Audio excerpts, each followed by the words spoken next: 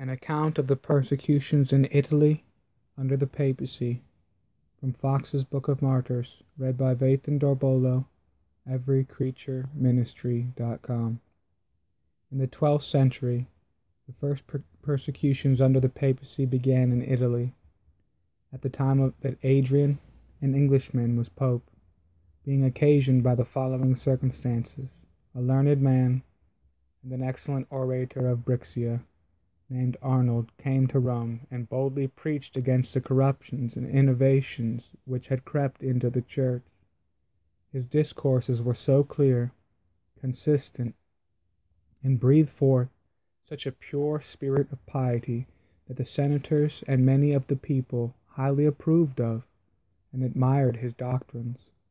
This so greatly enraged Adrian that he commanded Arnold instantly to leave the city as a heretic.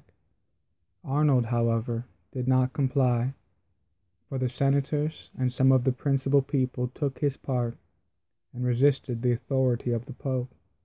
Adrian now laid the city of Rome under an interdict, which caused the whole body of clergy to interpose, and at length persuaded the senators and people to give up the point and suffer Arnold to be banished. This being agreed to, he received the sentence of exile and retired to Germany, where he continued to preach against the Pope and to expose the gross errors of the Church of Rome. Adrian, on this account, thirsted for his blood, and made several attempts to get him into his hands. But Arnold, for a long time, avoided every snare laid for him. At length, Frederick Barbarossa, arriving at the imperial dignity, requested that the Pope would crown him with his own hand. This Adrian complied with, and at the same time asked a favor of the emperor, which was to put Arnold into his hands. The emperor very readily delivered up the unfortunate preacher, who soon fell a martyr to Adrian's vengeance, being hanged, and his body burnt to ashes at Apulia.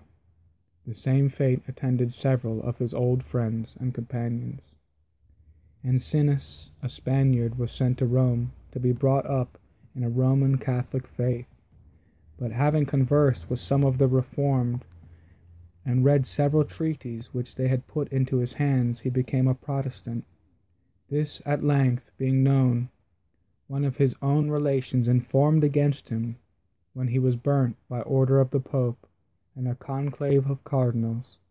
The brother of Encinus had been taken up much about the same time, for having a New Testament in the Spanish language in his possession, but before the time appointed for his execution, he found means to escape out of prison, and retired to Germany.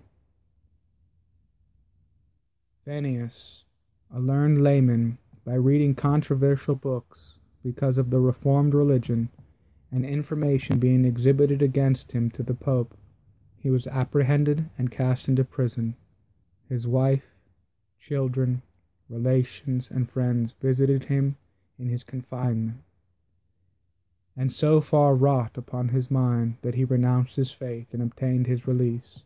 But he was no sooner free from confinement than his mind felt the heaviness of chains, the weight of a guilty conscience. His horrors were so great that he found them insupportable, till he returned from his apostasy and declared himself fully convinced of the errors of the Church of Rome. To make amends for his falling off, he now openly and strenuously did all he could to make converts to Protestantism, and was pretty successful in his endeavors. These proceedings occasioned his second imprisonment, and he had his life offered him if he would recant again. This proposal he rejected with disdain, saying that he scorned life upon such terms.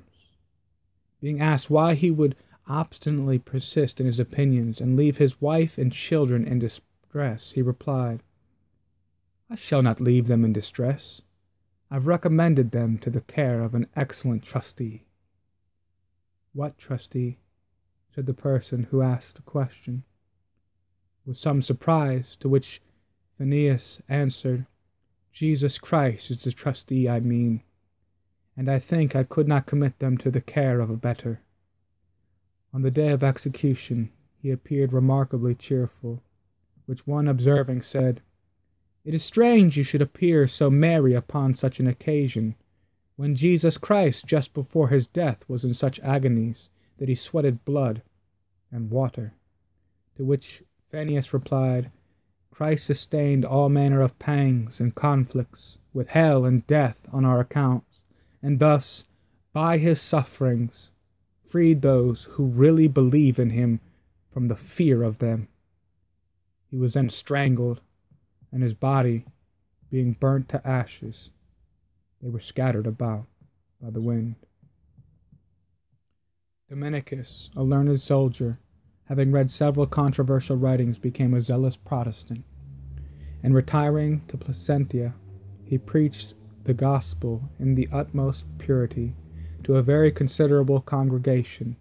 At the conclusion of his sermon one day he said, "If the congregation will attend tomorrow, I will give them a description of Antichrist and paint him out in his proper colors."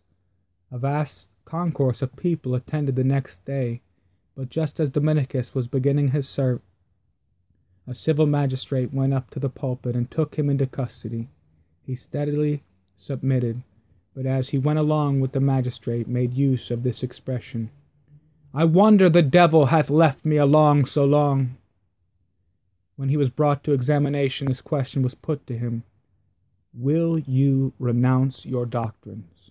To which he replied, "My doctrines?